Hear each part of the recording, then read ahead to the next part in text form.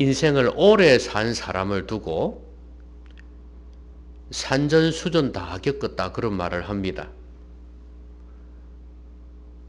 험한 일, 안 좋은 일, 또 물론 좋은 일까지 다 겪어봤다는 거죠. 그 말은 경험이 많다는 겁니다. 그래서 나이 든 사람이 젊은이들에게 충고를 할 수가 있습니다. 인생은 이렇게 살아라, 그렇게 충고할 수 있죠. 그런데 그 경험이라는 것이 좋은 경험만 있는 게 아니거든요. 부정적인 경험이 많은 사람은 그런 말을 하기가 힘듭니다. 대신에 이런 말을 할 수 있겠죠. 나처럼 살지는 말아라.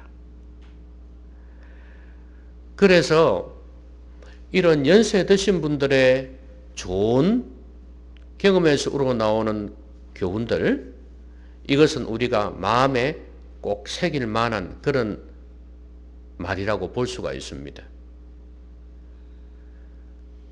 그런데 우리가 진짜로 우리의 마음에 새겨야 될 말씀은 그 어떤 노인보다도 모든 것을 알고 계시고 모든 것을 경험하신 하나님의 말씀.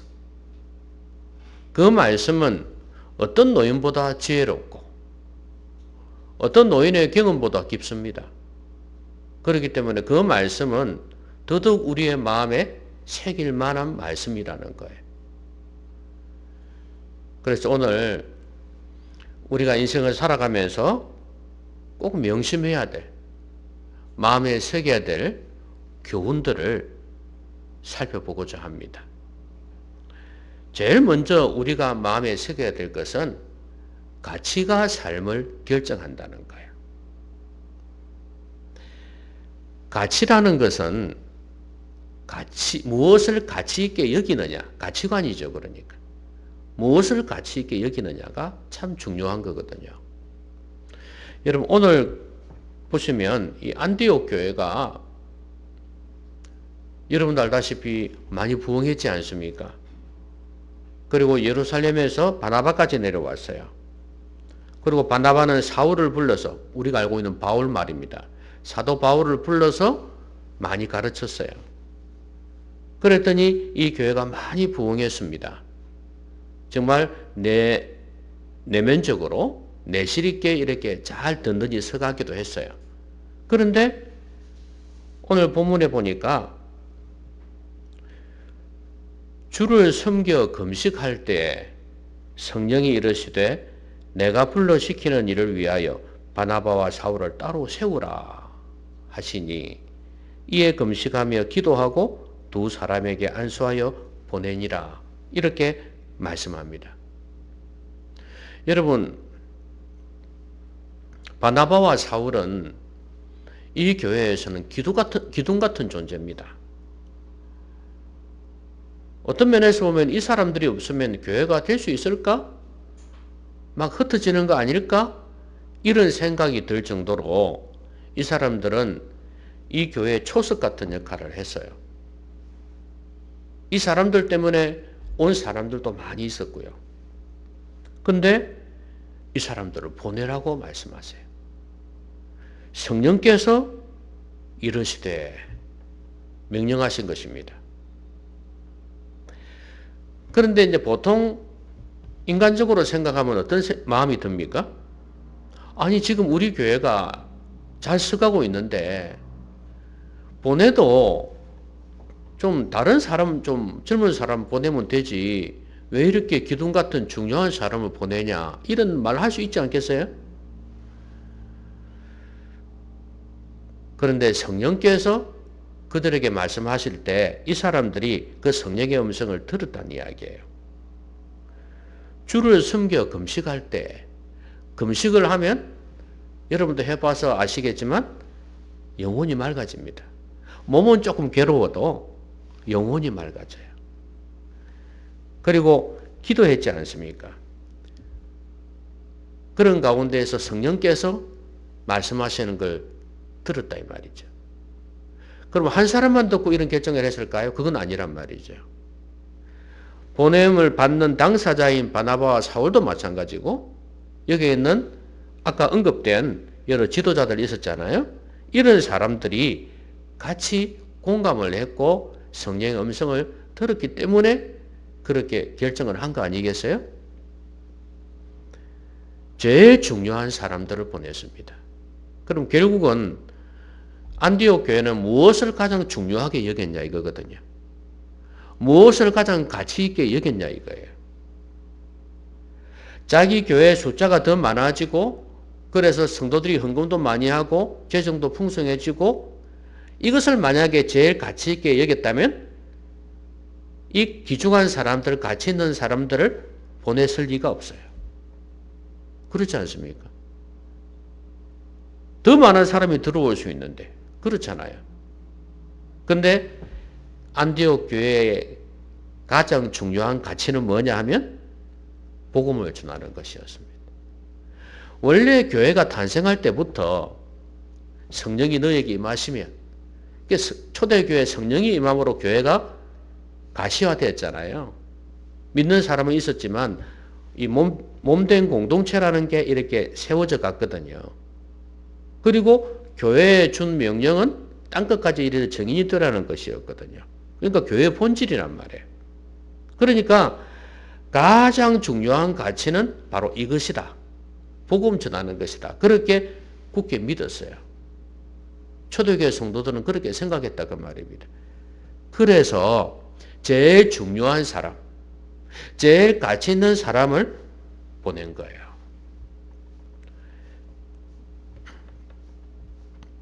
여러분, 내가 얼마나 무엇을 투자하느냐, 내 시간과 내 물질을 어디에 쓰느냐에 따라서 내 가치가 결정되는 거 아니겠습니까? 어느 원시 부족에 이런 이야기가 있었습니다. 그 원시 부족은 결혼을 하게 되면 이제 여자가 이쪽으로 오잖아요. 신랑한테 오잖아요. 그러면 남자가 여자 집에 주는 게 있어요. 그걸 지참금이라 그러죠. 지참금을 주거든요.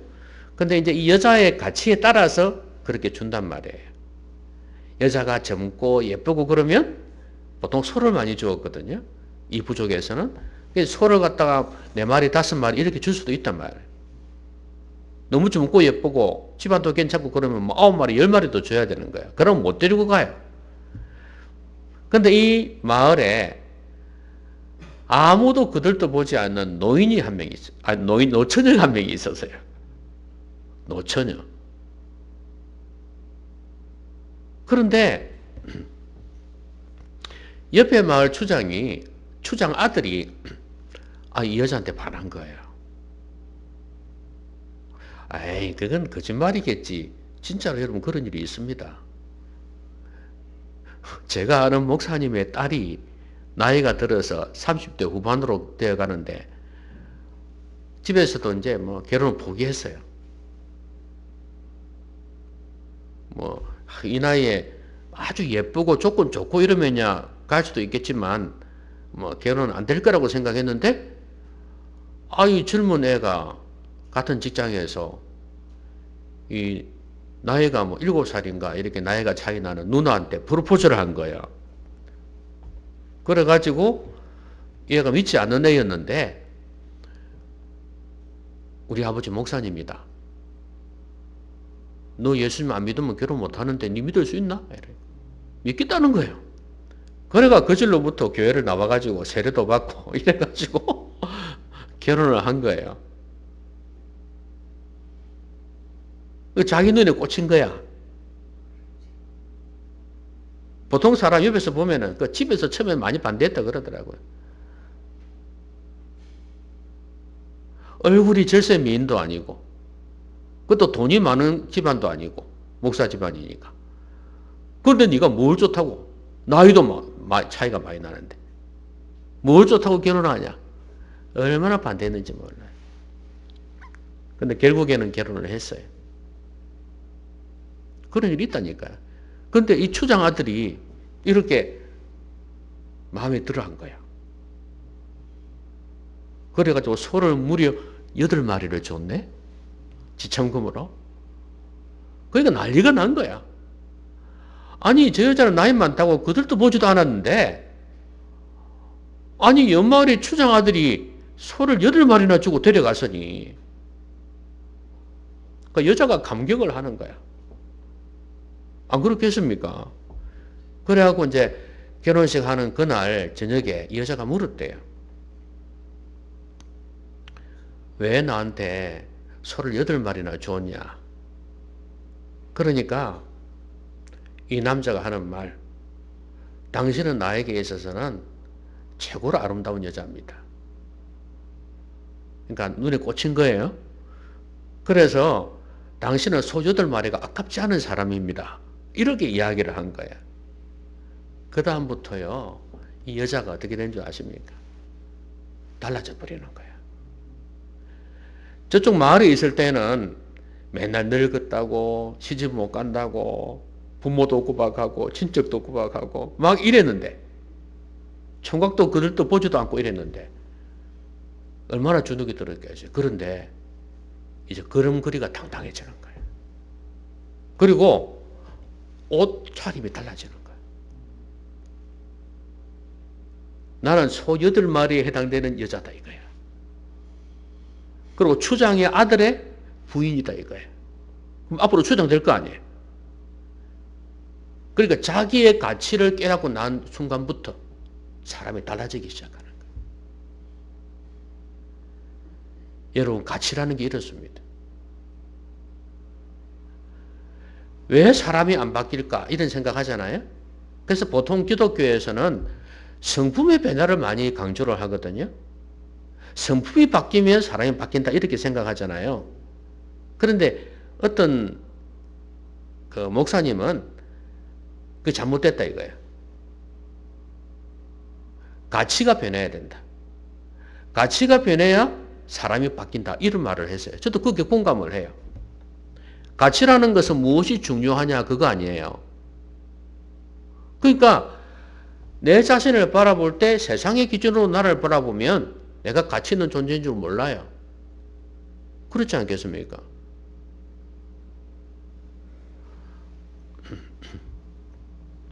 한 번은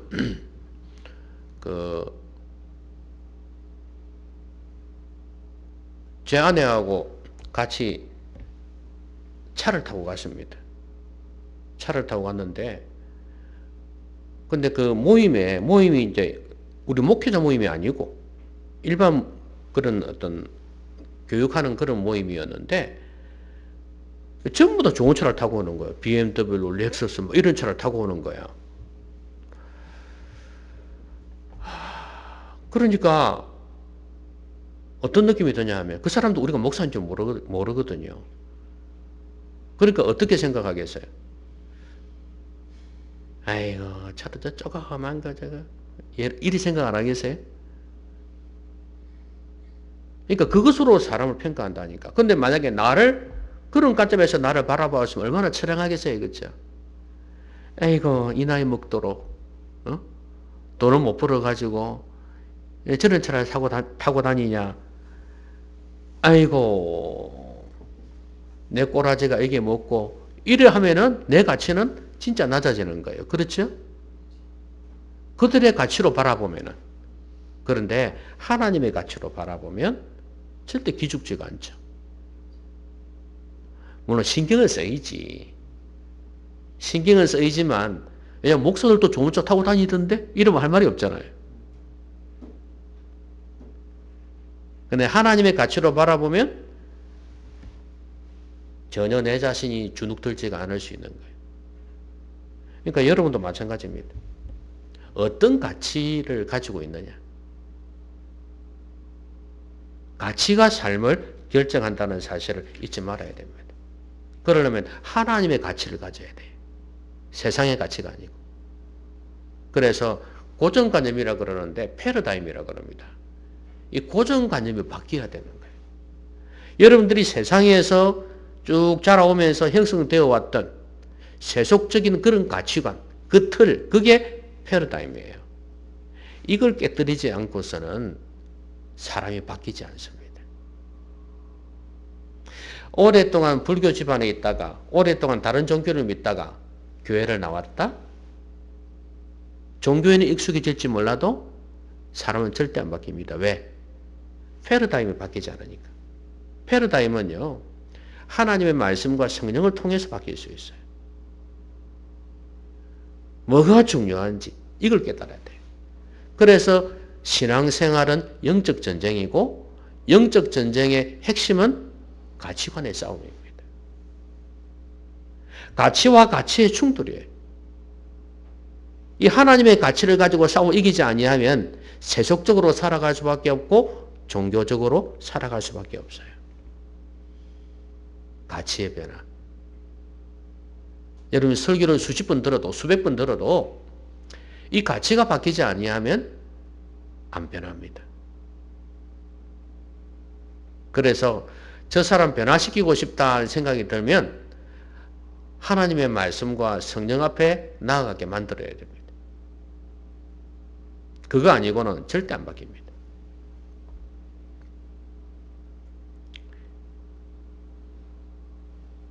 여러분 좋아하시는 드라마 같은 거, 영화 같은 거 보면 그런 게 많잖아요. 바람을 피웠는데 이제는 안 그럴 줄 알았는데 또 보니까 뒤에서 엉뚱한 짓 하고 있고 앞에는 싹 비는 거예요. 그렇죠? 돈 때문에 뭐 그런 거 있잖아요. 그 뭐 여자의 집안 때문에 뭐 그런 거 있지 않습니까? 회장 딸이든지 이래가지고 그 좋은 조건의 어떤 그런 집안 있잖아요. 근데 바람을 피워놓고 이제 다시는 안 그럴 거라고 입막음을 했는데 나중에 보니까 또 뒤에서 그런 짓 하고 있고. 왜 그럴까요? 가치관이 안 바뀌니까 그래. 안 바뀌는 거예요. 그래서 예수님을 믿는 사람, 하나님의 말씀으로 가치가 바뀐 사람, 이런 사람과 결혼을 해야 된다는 거예요. 그래서 중요한 거예요. 안 믿는 사람이었다 할지라도 예수님을 믿고 변화되어져야 그때 진정한 하나님의 가정을 이룰 수가 있다는 거예요. 자, 가치가 인생을 우리의 삶을 결정한다는 거. 이 첫 번째 교훈. 이거 우리가 마음에 새겨야 되고요. 그 다음에 두 번째가 뭐냐 하면 진짜가 오면 가짜는 드러난다는 거예요. 여러분 두 사람 이 바나바와 사울이 그 성령의 보내심을 받아서 구브로 살라미에 이르렀습니다. 구브로에 가서 살라미에 이르렀다 그랬죠.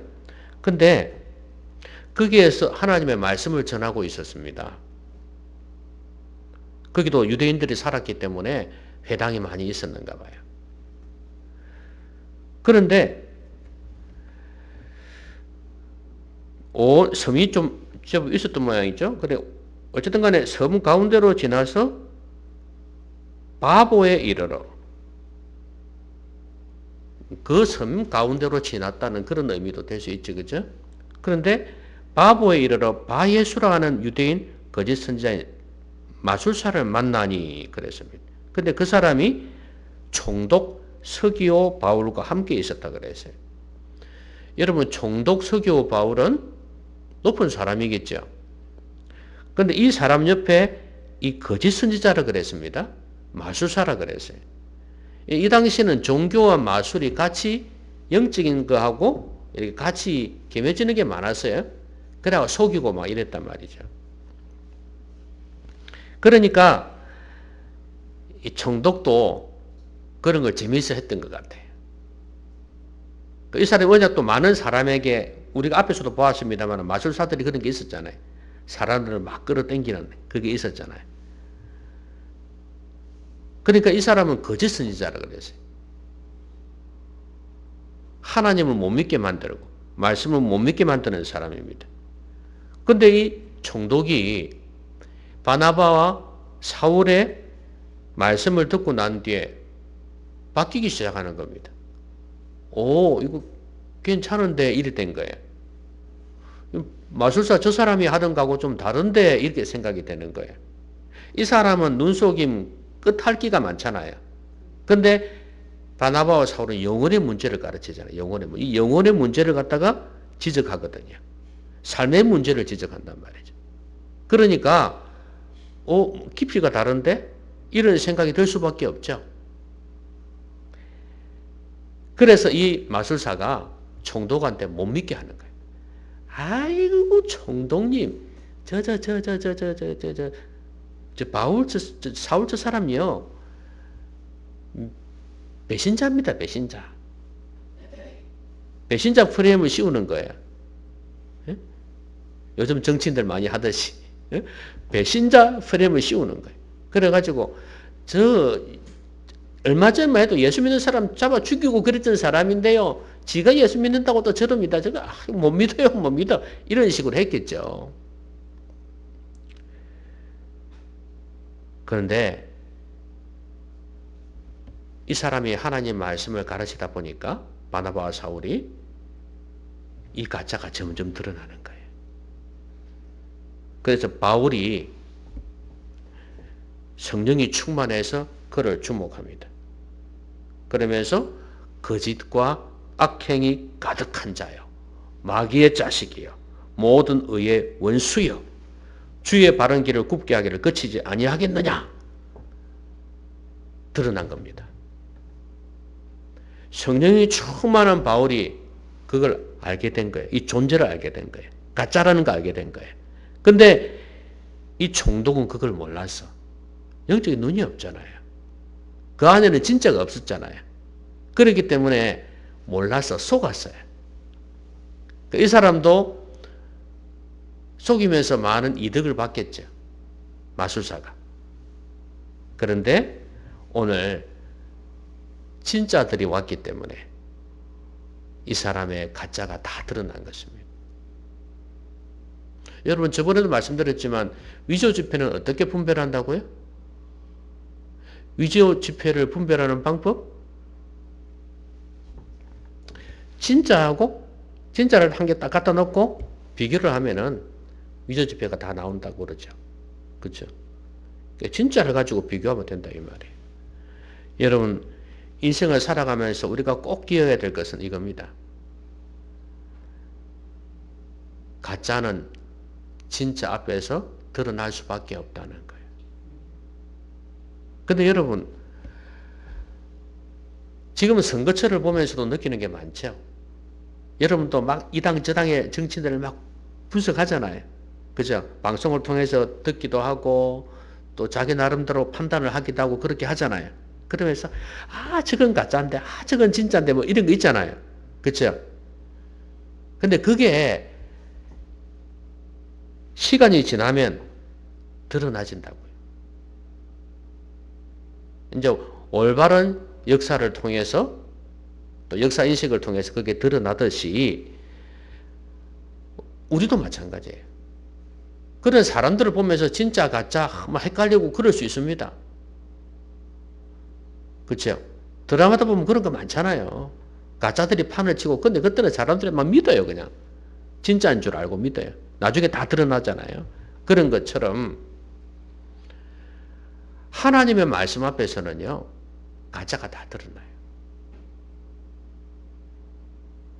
하나님의 말씀 앞에서는 우리도 몰랐던 거 있잖아요. 우리도 이게 진짜일까 가짜일까? 지금 내 생각이 바를까 그럴까? 하나님이 기뻐하실까 기뻐하지 않으실까? 내 행동과 삶이 하나님께서 보실 때 어떨까 또 생각도 안 하고 그냥 지나가 버리는 경우가 많아요. 그런데 하나님의 말씀 앞에 비춰지기 시작하면 이게 가짜였구나 하는 게 드러난다고 말이에요. 그래서 말씀 앞으로 와야 되는 거예요. 아내가 믿는 사람 가정 중에서 남편이 교회를 안 나오는 이유가 있어요. 여러 이유가 있겠지만 뭐 마누라가 마음에 안 들어서 안 나올 수도 있고, 그죠? 또 사람이다 보니까 흠이 있잖아요. 그 흠 보고 안 올 수도 있어요. 그런데 그것보다 더 궁극적인 게 뭔지 아세요? 교회에 가면 하나님이 계신다는 거 알아요. 그리고 내 잘못이 드러난다는 거 알아. 내 죄악이 드러난다는 거. 말씀 들을 때마다 그게 찔려. 그걸 알아. 자기들이 죄인인 걸 아니까 안 갈라 하는 거예요. 그 헛된 자존심 가지고.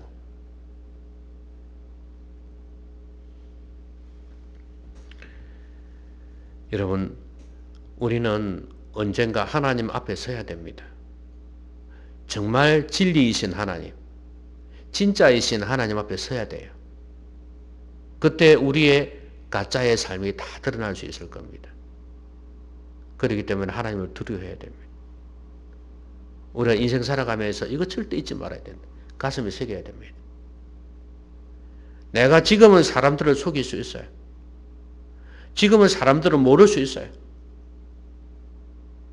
이 땅에서도 드러나기도 하지만 안 드러나는 것 하나님 앞에 서면은 다 드러날 겁니다. 하나님을 두려워할 줄 알아야 됩니다. 그리고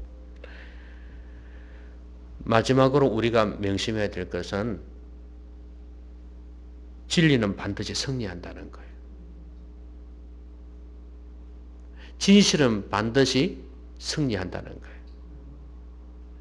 여러분, 이 사람이 총독을 못 믿게 하려고 그랬죠. 그래가지고 얼마나 온갖 수를 썼는지 몰라요. 그런데 오늘 바울이 성령이 충만해서 이 사람의 존재 자체를 드러내기 시작합니다. 모든 거짓과 악행이 가득한 자, 마귀의 자식, 모든 의의 원수여, 주의 바른 길을 굽게 하기를 그치지 아니하겠느냐 이러면서 그 다음에 어떻게 합니까? 보라, 주의 손이 내 위에 있으니 내가 맹인이 되어 얼마 동안 해를 보지 못하리라 하니 즉시 안개와 어둠이 그를 덮어 인도할 사람을 두루 구하는지라. 여러분, 이렇게 속이고 그 다음에 총독까지 못 믿게 하려고 했던 이 악한 자가 결국엔 하나님의 심판을 받게 됩니다. 여러분, 진실 공방을 할 때가 많거든요. 근데 반드시 진실은 드러납니다. 지금 순간은 안 드러나는 것 같아도 나중에는 다 드러나게 되어 있습니다. 역사에 있어서 뭐 가오들이 많이 있잖아요. 그렇죠? 사람에 따라서 그죠? 과오가 있고 또 기여한 게 있고 이럴 게 있어요. 우리나라에도 그런 사람들이 있어요. 그런 것들도 어느 정권 하에 있을 때는 이게 숨겨졌다가 또 반대 정권에 들어서면서 이게 드러나기도 하고 그러잖아요. 근데 또 이게 지나치는 경우도 있지만 또 나중에 좀 지나면서 바로 잡아져 가는 그런 과정들이 있어요. 이렇게 진실은 반드시 드러나게 되어 있습니다. 물론 이 땅에서 우리 인간이 한계가 있기 때문에 온전하게 드러나지 않을 수 있지만 다 드러납니다. 서울의 봄이라는 영화가 아주 인기가 있었습니다. 한동안. 근데 이게 이제 전두환 대통령 때 군사 반란 일으켰던 그때 이야기거든요. 그때는 진짜 군인들이라는 게 참 무지막지한 게 그때 바른 사람도 있었지만 이게 선동되어지면 군인들 걷잡을 수가 없거든요. 그래서 한번 잘못된 길로 딱 들어서면은 이제 우리는 더 이상 돌아갈 수 없다 이래 돼버리는 거예요. 죽기 아니면 살기다 이래가지고 그냥 완전히 하나가 되어버리는 그런 게 있거든요. 그때만 해도 그 사람들은 이게 드러날 줄 몰랐어. 그 당시에 같이 이렇게 했던 사람들이 역사는 우리 편이야. 그리고 우리는 영원히 이제 우리는 권력을 잡을 거야 이렇게 생각했을 거예요. 근데 보세요. 시간이 지나면서 그들이 얼마나 잘못했는지가 드러나잖아요. 그러니까 보세요. 진리는 다 드러나는 거예요. 지금도 그 중에 살아있는 사람들이 혹시라도 특별법이 만들어져 가지고 자기들이 감옥에 들어가지 않을까, 처벌받지 않을까, 지금 이렇게 긴장하고 있는 사람들 많이 있을 거예요. 그 영화를 보면서. 여러분, 이 사람은 물질의 이익을 위해서 이렇게 자기 유익을 위해서 사람을 속이고 그랬지 않습니까? 근데 그게 하나님을 이길 수는 없는 거예요.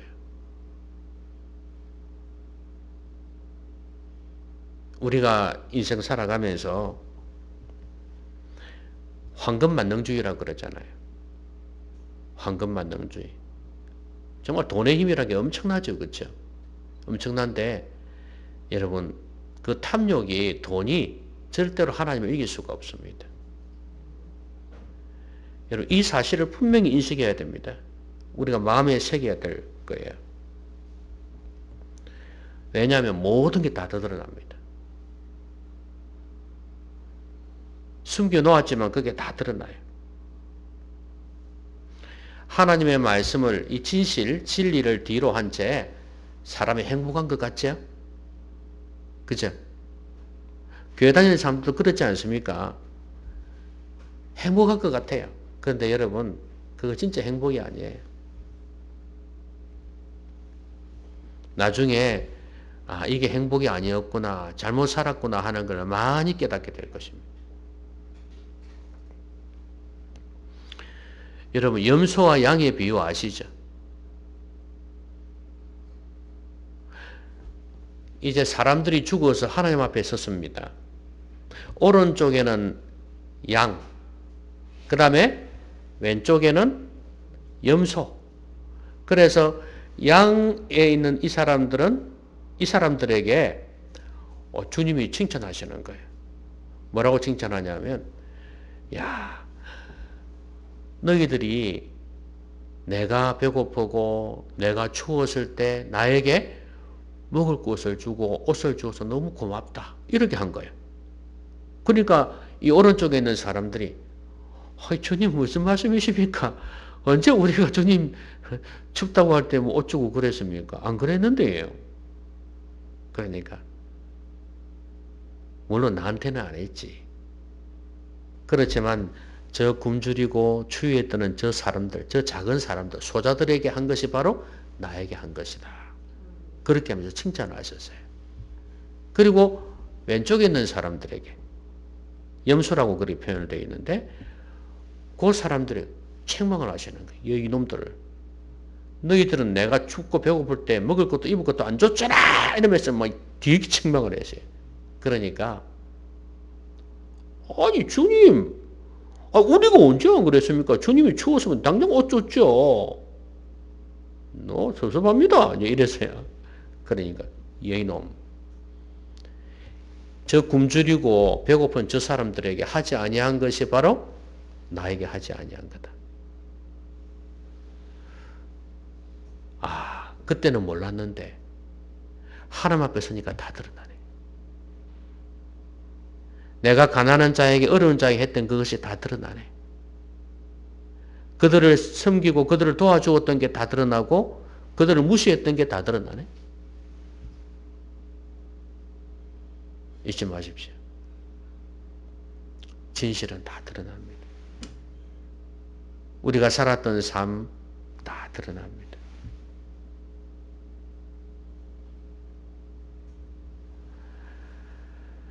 말씀 맺겠습니다. 우리는 살아가면서 마음에 새겨야 될 교훈들이 많이 있어요.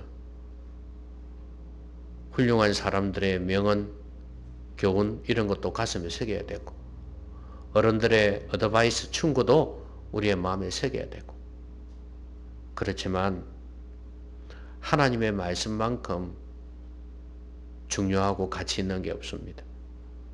하나님의 말씀을 여러분의 마음에 꼭 새기십시오. 특별히 오늘 이 본문을 통해서 우리에게 주시는 메시지가 그거예요. 가치가 중요하다. 어디에다가 가치를 부여하는가. 이 가치가 내 삶을 변화시킨다. 이 가치가 내 삶을 결정한다는 거. 이거 잊지 마시기 바랍니다. 세상의 가치가 아니라 하나님의 가치를 가지십시오. 그리고 진짜가 오면 가짜는 드러납니다. 내가 하나님 말씀 앞에서 내 가짜인 것을 드러내야 됩니다. 그리고 진리가 하나님의 말씀이 진실이 반드시 승리한다는 것. 순간적으로 볼 때는 세상을 향한 탐욕이 세상 것을 추구하며 살아가는 것이 이기는 것 같고 화려한 것 같지만 그러나 언젠가는 그것들도 다 사라지게 되어 있습니다. 절대 그게 행복이 아니라는 걸 알게 될 겁니다. 우리가 했던 모든 일들이 그것도 다 드러날 것입니다. 여러분, 꽃이 피는 걸 보면서 뭘 느끼십니까?